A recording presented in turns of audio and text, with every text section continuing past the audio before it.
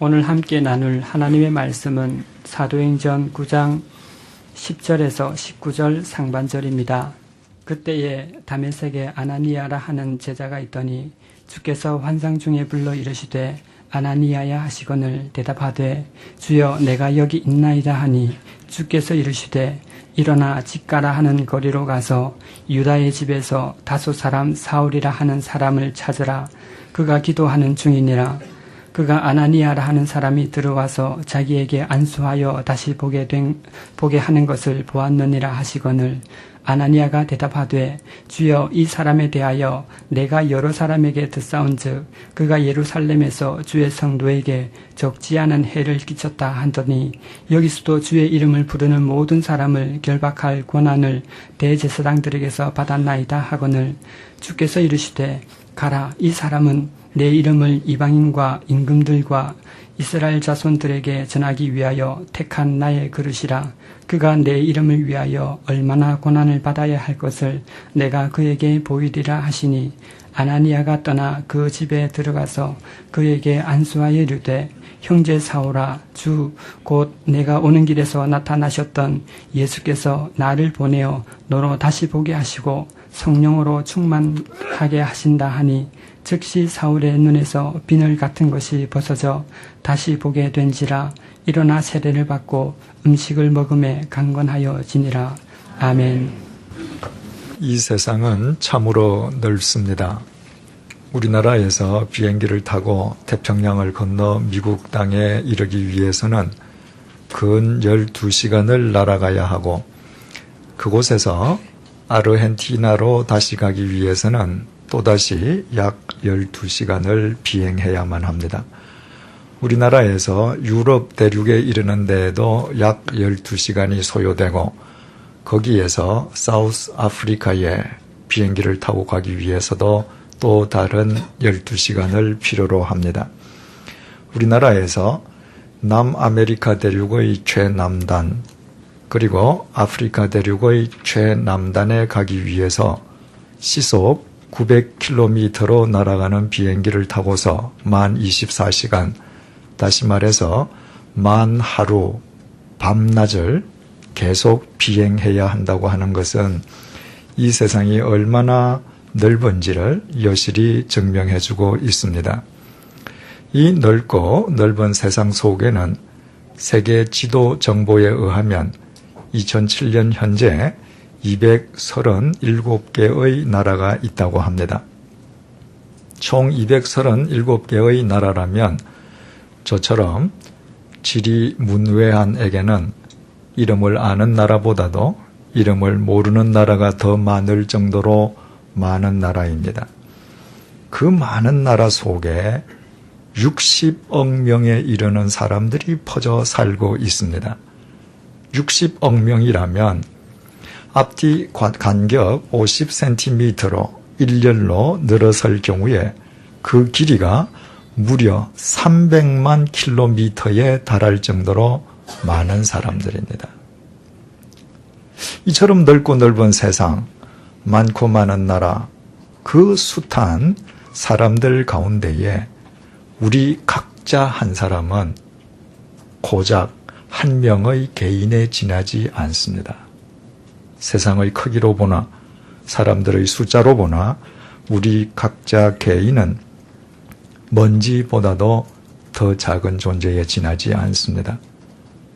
따라서 이 넓고 넓은 세상, 그 많은 나라, 그 숱한 사람들 가운데에 지구 반대편에 사는 누군가가 나라는 이 작고 작은 특정 개인과 이어질 수 있다는 것은 사실상 불가능해 보입니다. 그러나 사실은 그렇지 않습니다. 지구 반대편에서 나를 잘 알지 못하는 사람이라 할지라도 편지 봉투 위에 몇 가지 조건만 기록하면 그가 보낸 편지는 정확하게 나에게 이르게 됩니다. 그 사람이 편지 봉투에 대한민국이라고 쓰는 순간 세계 237개 나라 가운데에서 236개 나라가 세계 60억 인구 가운데에 59억 9천만 명이 제외되게 됩니다. 그 사람이 대한민국 뒤에 서울을 쓴과 동시에 대한민국에서 서울을 제외한 나머지 모든 지역과 대한민국 인구 5천만 명 가운데에서 3,900만 명이 제외되게 됩니다. 또 그 사람이 마포구라고 쓰면 서울의 25개 구 가운데에서 24개 구가 서울 인구 1,100만 명 가운데에서 1,060만 명이 제외되게 됩니다. 그분이 합정동을 병기하는 순간에 합정동을 제외한 마포구 모든 지역과 마포구 인구 40만 명 가운데에서 37만 7천 명이 또 제외됩니다. 그리고 그 봉투 위에 마지막으로 제 집 번지와 제 이름을 쓰는 것으로 합정동에 살고 있는 22,999명이 제외됩니다. 그리고 그 편지는 이 넓고 넓은 세상, 그 많은 나라, 60억 인구 가운데에서 정확하게 제게 이르게 됩니다. 지구 반대편에 있는 어떤 사람이 편지 겉봉에 대한민국이라고 기록했다고 하는 것은 237개의 나라 가운데에서 236개의 나라를 버리고 대한민국을 선택한 것을 의미합니다. 이처럼 이 세상이 아무리 넓고 아무리 나라가 많고 아무리 사람이 많다 해도 우리는 버림과 선택을 통해서 이 세상 누구와도 연결될 수 있고 이 세상 누구든지 내게 이어질 수 있는 것입니다. 하나님과의 관계도 이와 같습니다. 하나님은 천지를 창조하신 온 우주 만물의 창조자이십니다. 5대주 6대양의 주관자이십니다. 237개 나라의 역사의 섭리자이십니다. 60억 명의 하나님이십니다. 그 크고 그 무한하신 하나님 앞에서 나라는 개인은 먼지보다도 더 작습니다. 나처럼 작고 작은 미물이 그 크고 무한하신 하나님과 개인적인 관계를 맺는다는 것은 애당초 불가능해 보입니다. 그러나 그것 또한 사실이 아닙니다. 우리가 아무리 작고 보잘것없다 할지라도 우리는 그 크고 무한하신 하나님과 개인적인 관계를 맺을 수 있습니다. 바로 버림과 선택을 통해서입니다. 예루살렘 교회를 전멸한 사울은 그 여세를 몰아서 다메섹 원정에까지 나섰습니다. 그곳의 그리스도인들마저도 예루살렘으로 연행해서 종교 재판을 거쳐 죽여버리기 위함이었습니다. 그러나 다메섹을 지척에 두고 사울은 그만 태풍을 맞고 말았습니다. 빛이요 진리이신 예수 그리스도의 태풍이었습니다. 태풍의 위력을 이기지 못한 나무가 뿌리째 뽑혀 나자빠지듯이 사울 또한 예수 그리스도의 태풍 속에서 그 인생의 뿌리가 뽑힌 채 땅바닥에 꼬꾸라지고 말았습니다.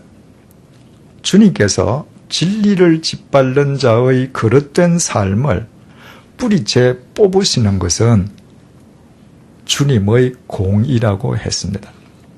그러나 주님의 공의는 그릇된 인간의 삶을 뿌리 뽑으시고 꺾으시는 것 그 자체를 목적으로 삼으시는 것은 아니라고 했습니다. 주님께서 당신의 태풍으로 사울의 그릇된 인생의 뿌리를 뽑으신 것은 그로 하여금 당신의 생명 속에 새롭게 뿌리 내리게 해 주시기 위함이었고, 그것은 바로 주님의 사랑이었습니다. 그래서 주님께서는 주님의 태풍 속에서 그 인생의 뿌리가 뽑혀 시력마저 상실한 채 땅바닥에 꼬꾸러져 있는 사울에게 일어나서 다메섹으로 들어가라고 명령하셨습니다. 사랑의 주님께서는 바로 그 사울을 위해서 다메섹에 그를 도울 사람을 이미 예비해 두고 계셨기 때문입니다. 이제 방금까지 보무도당당하게 자기 발로 다메섹을 향해 나아가던 사울은 주님의 명령에 순종해서 다메섹으로 들어가기 위해서 다른 사람의 손에 이끌려서 다메섹으로 입성합니다. 그것은 사울에게 크나큰 충격일 수도 있었지만, 그러나 실은 그리 큰 문제가 될 것이 아니었습니다. 주님께서 사울을 도울 사람을 이미 예비해 두셨다고 사울에게 밝히신 이상, 사울은 비록 다른 사람의 손에 끌려 다메섹으로 들어갈 망정, 다메섹에서 주님께서 자신을 위해 예비해 두신 사람을 만나 그의 도움을 구하면 될 일이었습니다.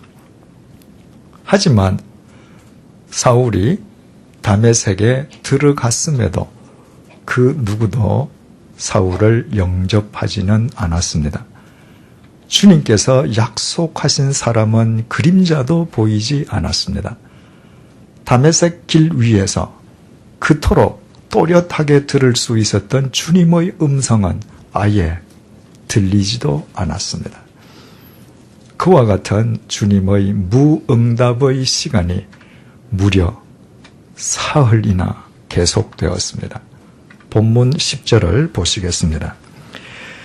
그때에 다메섹에 아나니아라 하는 제자가 있더니 주께서 환상 중에 불러 이르시되 아나니아야 하시거늘 대답하되 주여 내가 여기 있나이다 하니, 사울이 다메섹에 들어간 지 사흘이 지나서야 주님께서는 그 사울을 위해 당신께서 친히 예비해 두셨던 사람을 움직이게 하셨습니다.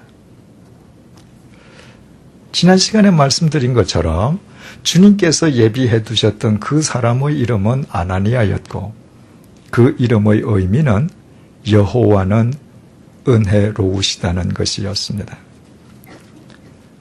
주님께서 사울을 위해서 여호와는 은혜로우시다는 이름을 지닌 아나니아를 이미 예비해 두셨다고 하는 것은 여호와 하나님 아버지의 은혜가 벌써 사울에게 임하여 사울과 함께 하고 계심을 뜻했습니다. 그러나 사울에게 임한 하나님의 그 은혜의 실체는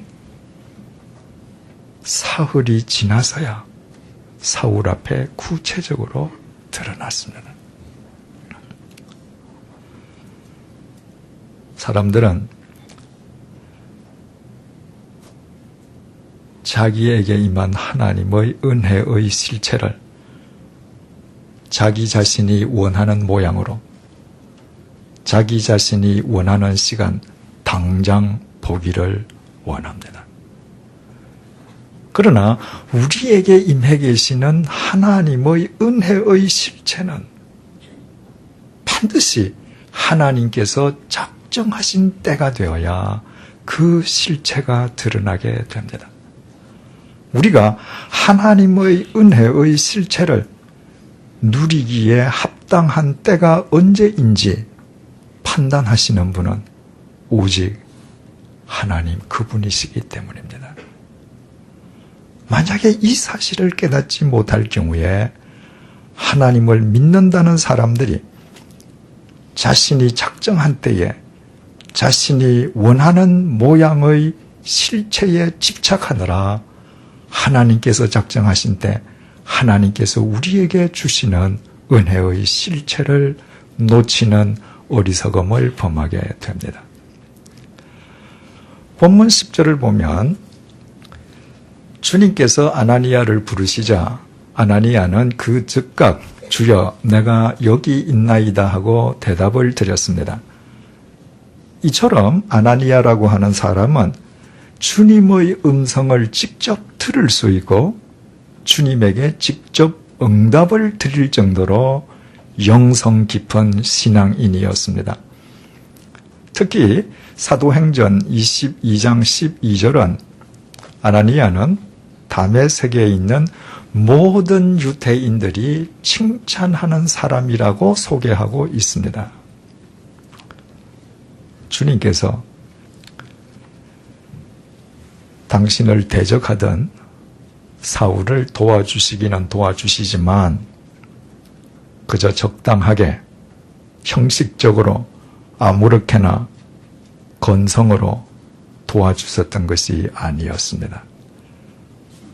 그가 분명히 예수님을 박해하는 자였음에도 불구하고 주님께서는 그 사울을 위하여 다메섹 사람들 가운데에 가장 훌륭한 당신의 제자를 예비해 두셨습니다.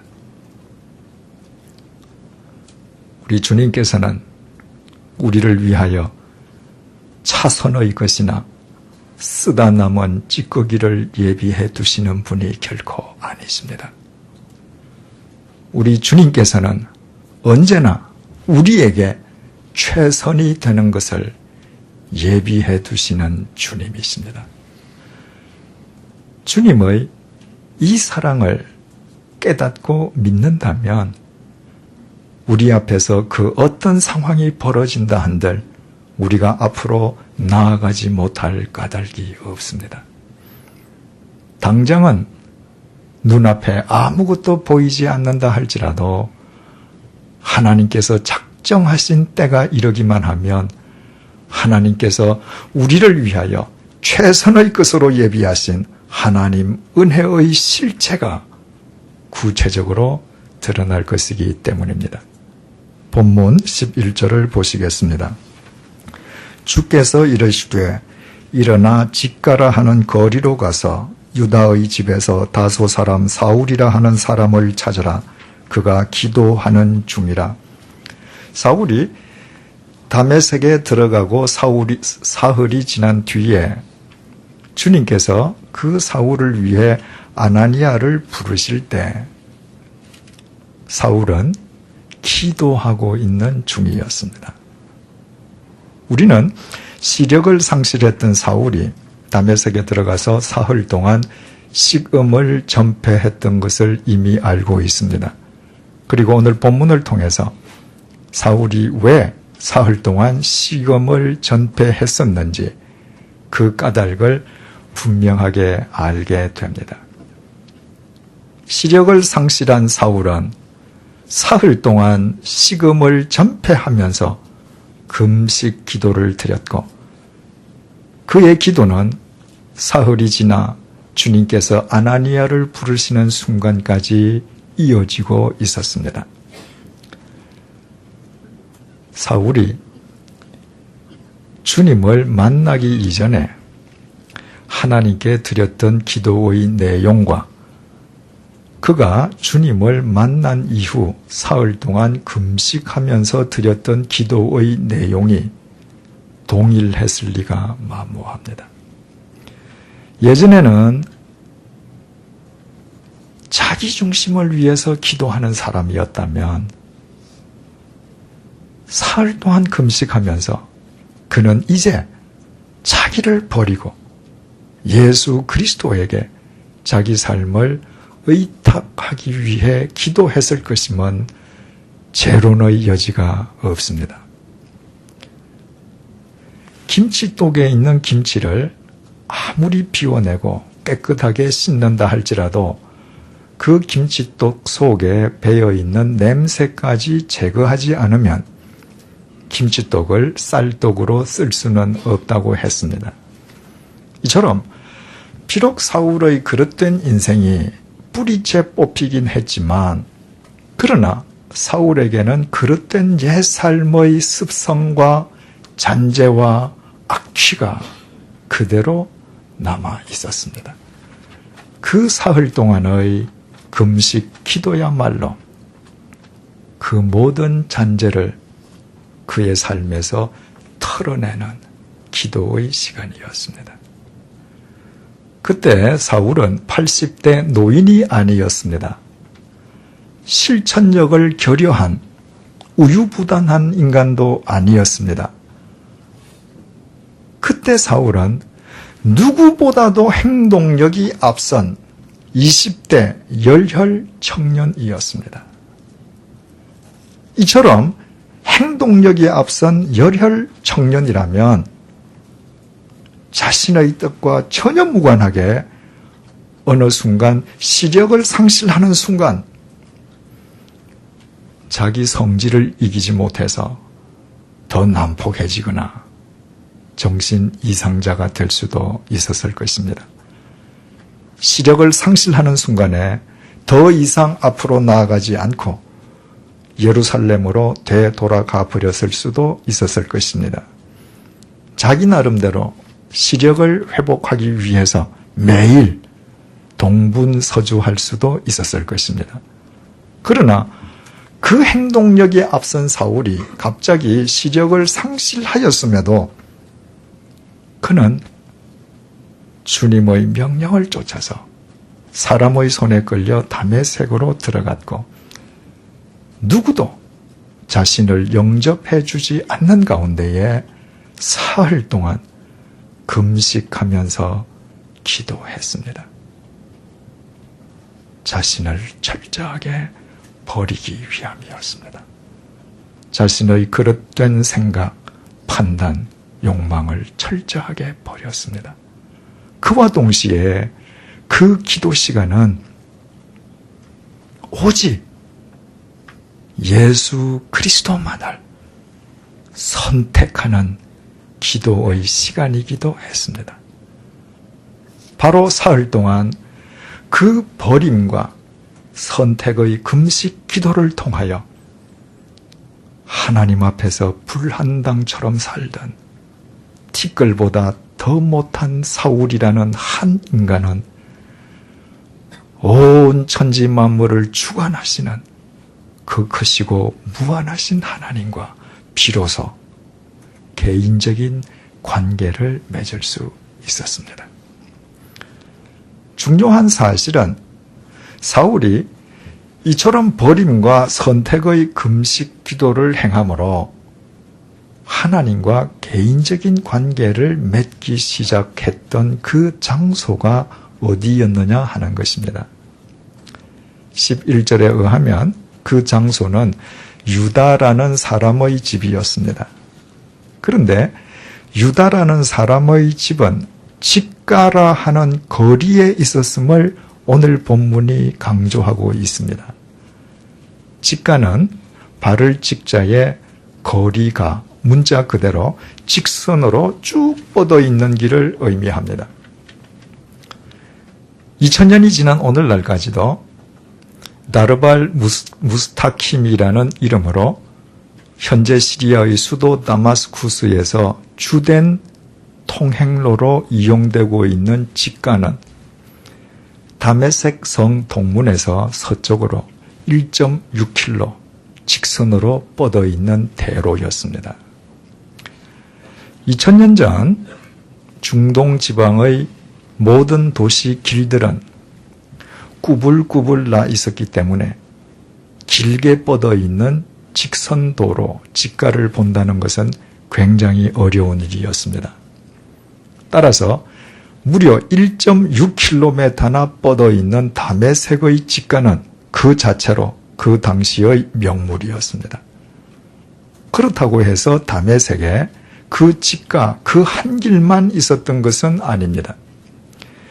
2000년 전 중동에서 최대 도시 가운데 하나였던 다메섹에는 그 직가 이외에도 꾸불꾸불난 길이 수도 없이 많았습니다.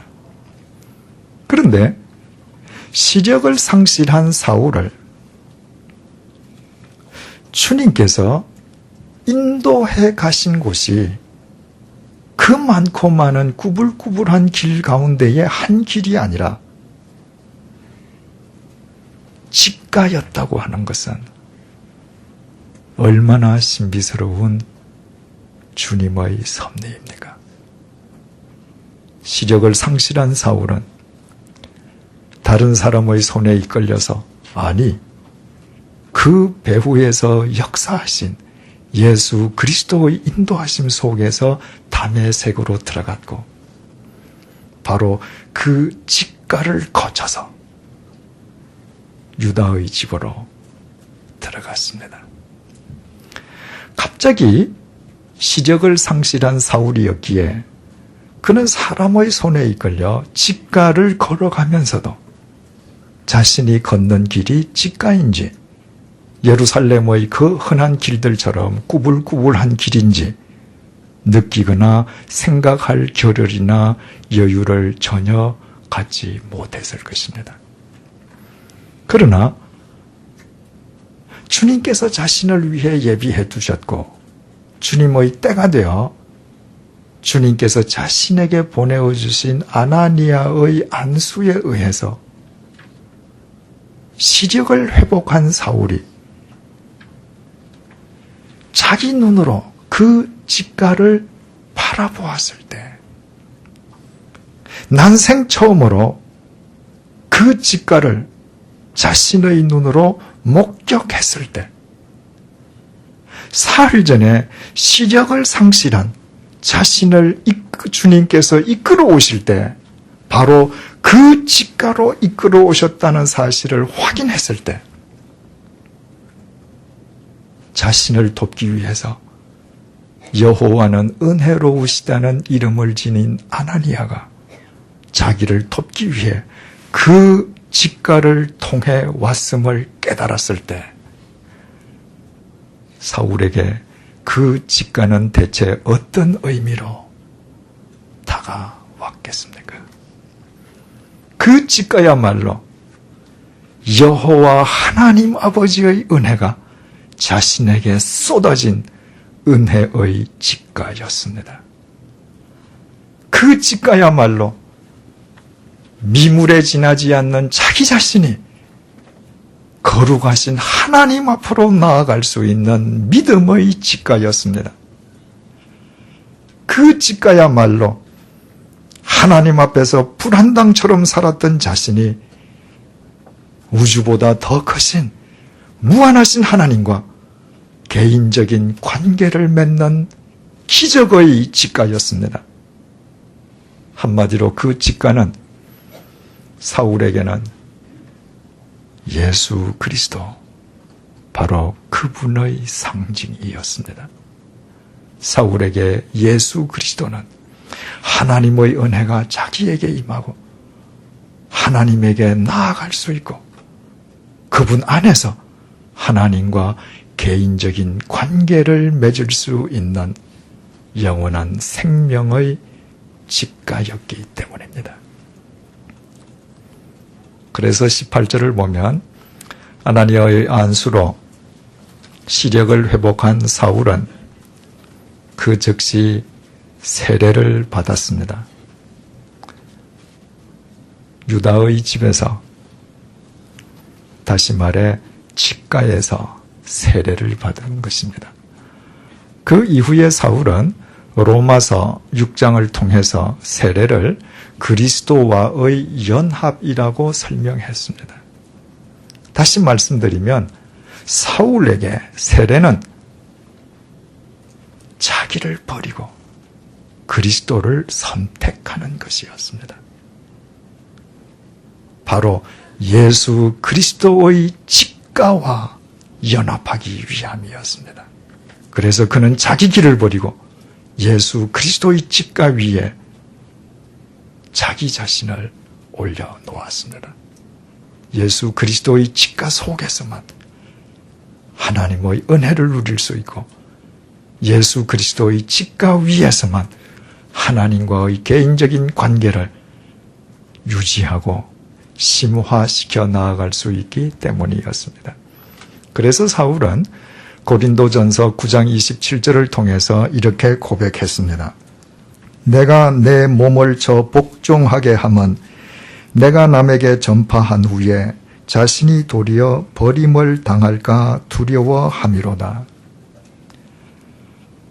하나님과의 개인적인 관계가 끊어질까 두려워 날마다 자기 자신을 버린다는 것입니다.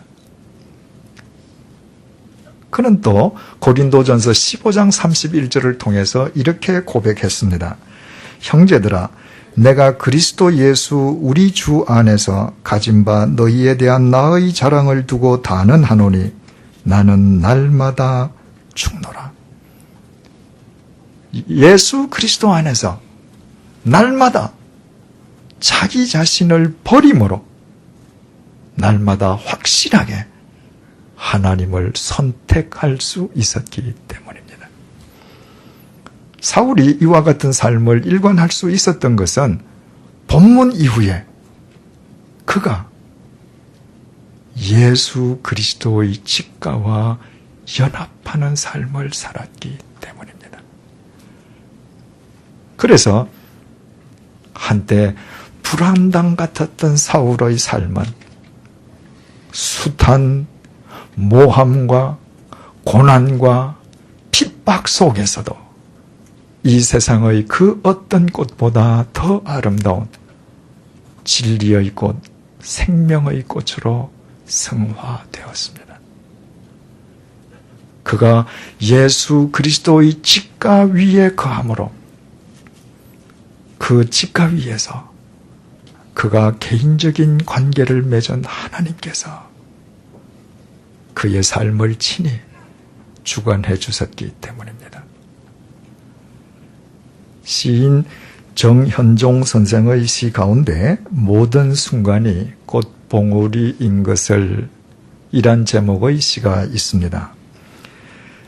나는 가끔 후회한다.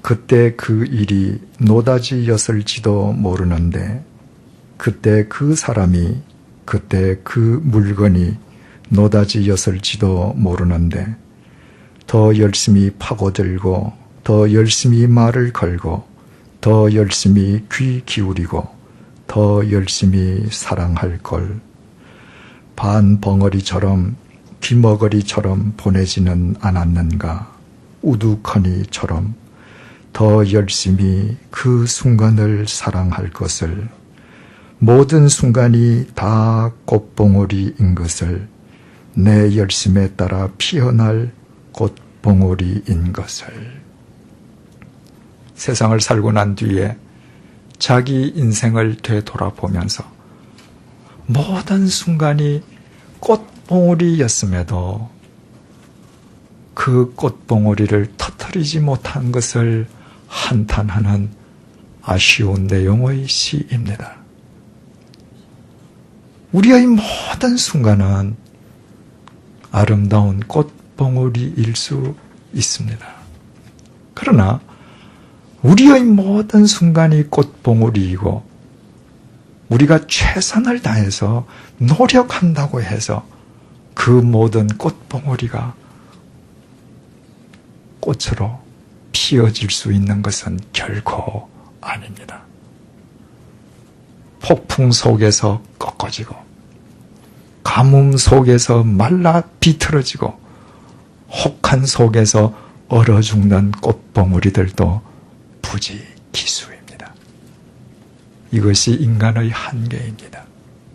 그러나 예수 그리스도의 직가 위에서는 다릅니다. 사랑하는 교우 여러분, 이 시간 우리 앞에 펼쳐져 있는 예수 그리스도의 직가가 보이십니까? 우리 모두 우리 자신의 그릇된 자기 길을 버리고 예수 그리스도의 직가를 선택하십시다. 예수 그리스도의 직가 위에서 버림과 선택을 통하여 하나님과 개인적인 관계를 더욱 심화시켜 나아가십시다. 그때 그 어떤 인생의 폭풍과 가뭄과 혹한 속에서도 보잘것없는 우리의 삶은 아름다운 진리의 꽃, 생명의 꽃으로 성화될 것입니다. 예수 그리스도의 십자 위에서 살아가는 우리 삶의 주관자가 하나님께서 친히 되어주실 것이기 때문입니다. 기도하시겠습니다. 하나님, 이 세상은 한없이 넓고 237개의 나라가 있으며 60억이나 되는 사람들이 살고 있습니다. 그러나 이 세상이 아무리 넓고 아무리 사람이 많다 해도 지구 반대편에 있는 사람도 버림과 선택을 통해 나와 개인적인 관계를 맺을 수 있습니다. 그러나 나를 아무리 잘 아는 사람이라 해도 버림과 선택을 통하지 않고서는 그 사람이 우리 집 앞 우체통에 넣은 편지도 내게 이를 수는 없습니다. 하나님께서 한없이 크신 분이신데 반해 하나님 앞에서 우리는 티끌보다 못한 미물에 지나지 않습니다. 그러나 우리는 예수 그리스도 안에서 하나님과 개인적인 관계를 맺을 수 있습니다. 예수 그리스도께서는 하나님의 은혜가 우리에게 이르는 은혜의 직가요, 하나님께 나아가 하나님과 개인적인 관계를 맺는 기적의 직가요, 우리의 보잘것없는 삶이 아름다운 진리와 생명의 꽃으로 승화되는 영원한 생명의 직가이기 때문입니다. 이 시간 그 직가, 예수 그리스도의 직가를 우리 앞에 펼쳐주심을 감사합니다. 우리 모두 본문의 사울처럼 이제부터 우리 자신의 그릇된 길을 버리고 예수 그리스도의 직가를 선택하게 하여 주옵소서. 예수 그리스도의 그 직가와 연합하게 하여 주옵소서. 예수 그리스도의 직가 위에서 버림과 선택을 통하여 하나님과 개인적인 관계를 더 깊이 맺어가게 하여 주옵소서. 그리하여 우리의 삶이 그 직가 위에서 아름다운 진리와 생명의 꽃으로 승화되게 하여 주옵소서. 그와 같은 우리의 삶을 통해 이 땅 위에 하나님의 나라가 날로 확장되게 하여 주옵소서. 예수님의 이름으로 기도드립니다. 아멘.